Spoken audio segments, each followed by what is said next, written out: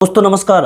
आज की इस बेहद महत्वपूर्ण वीडियो में आपका बहुत बहुत स्वागत है। अगर दोस्तों आप भारत में रहते हो, आपके पास आधार कार्ड है, आपके पास पैन कार्ड है, राशन कार्ड है, बैंक अकाउंट है, गैस कनेक्शन है, या फिर आप किसान हो, मजदूर हो, छात्र हो, महिला हो या बुजुर्ग हो, तो ये वीडियो आपके लिए बहुत ही ज़रूरी होने वाली है। क्योंकि 1 अप्रैल 2026 से देश भर में कई ऐसे बड़े बदलाव लागू कर दिए गए हैं जिनका सीधा असर आपकी रोज़मर्रा की लाइफ पर पड़ेगा।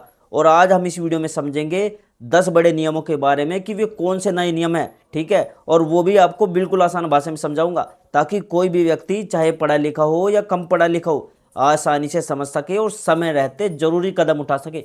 सबसे पहले बात करते हैं देश की सबसे चर्चित और सबसे बड़ी योजना की, यानी प्रधानमंत्री आवास योजना की। सरकार ने 2026-27 के बजट में इस योजना को लेकर एक और बड़ा राहत देने वाला ऐलान किया है।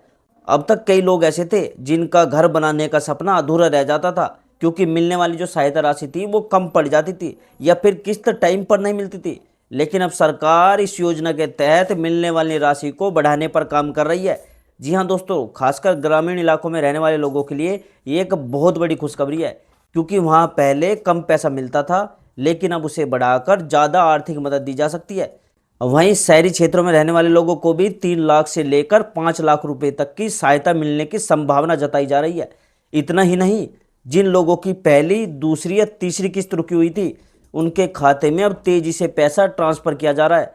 इसका मतलब सीधा है कि जो लोग लंबे समय से अपने घर का इंतजार कर रहे थे उनके लिए अब उम्मीद की किरण दिखाई दे रही है। अब बात करते हैं दूसरे महत्वपूर्ण बदलाव की, जो आधार कार्ड से जुड़ा हुआ है। आज के टाइम में दोस्तों आधार कार्ड को सरकार ने लगभग हर सरकारी योजना का आधार बना दिया है। यानी अब अगर आपको किसी भी सरकारी योजना का लाभ लेना है, चाहे वो आपका राशन कार्ड हो, गैस सब्सिडी हो, पेंशन हो या बैंक से जुड़ी कोई सुविधा हो, तो आपका आधार कार्ड लिंक होना अनिवार्य हो गया है।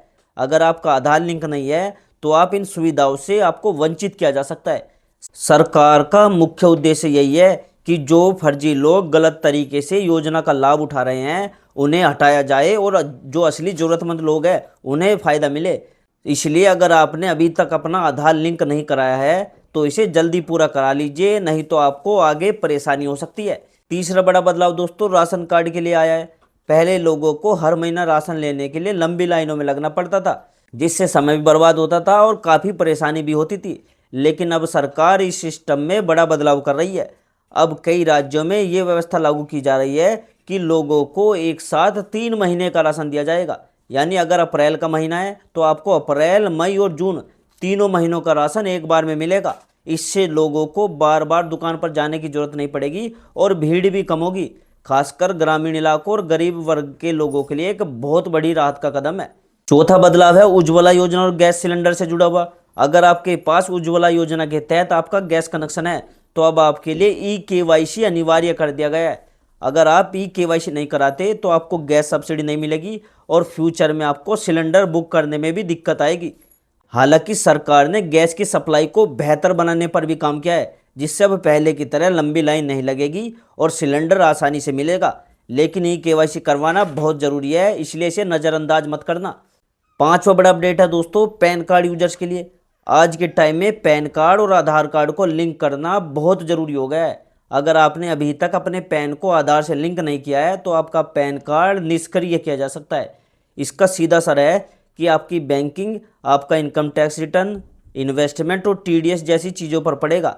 यानी अगर आप कोई भी वित्तीय काम करते हो तो ये नियम आपके लिए बेहद महत्वपूर्ण है। इसलिए अगर आपने अभी तक लिंक नहीं किया है तो इसे तुरंत लिंक करवा लीजिए। छठा बदलाव है किसानों के लिए, जो प्रधानमंत्री किसान सम्मान निधि योजना से जुड़ा हुआ है। अब इस योजना के तहत अगली किस्त पाने के लिए किसानों को अब फार्मर ID बनवाना अनिवार्य कर दिया गया है। अगर किसान भाई ये ID नहीं बनवाएंगे तो उन्हें 2000 रुपये की अगली किस्त नहीं मिलेगी। सरकार का उद्देश्य यही है कि केवल असली और योग्य किसानों को ही इस योजना का लाभ मिले और कोई भी फर्जी व्यक्ति इस योजना का फायदा न उठा सके। सातवां बड़ा बदलाव मजदूरों के लिए, जो ई श्रम कार्ड से जुड़ा हुआ है। अब असंगठित क्षेत्र में काम करने वाले मजदूरों के लिए ई श्रम कार्ड बनवाना जरूरी कर दिया गया है। इस कार्ड के जरिए मजदूरों को कई तरह के लाभ मिलेंगे, जैसे 60 साल की उम्र के बाद 3000 रुपये महीना की पेंशन मिलेगी, दुर्घटना बीमा का लाभ मिलेगा। ये योजना दोस्तों उन लोगों के लिए बेहद महत्वपूर्ण है जो रोज कमाकर अपना जीवन चलाते हैं। अब दोस्तों अगला बदलाव जो आ रहा है वो है रेलवे से जुड़ा हुआ। अब रेलवे ने टिकट कैंसिलेशन और रिफंड के नियमों को सख्त कर दिया है।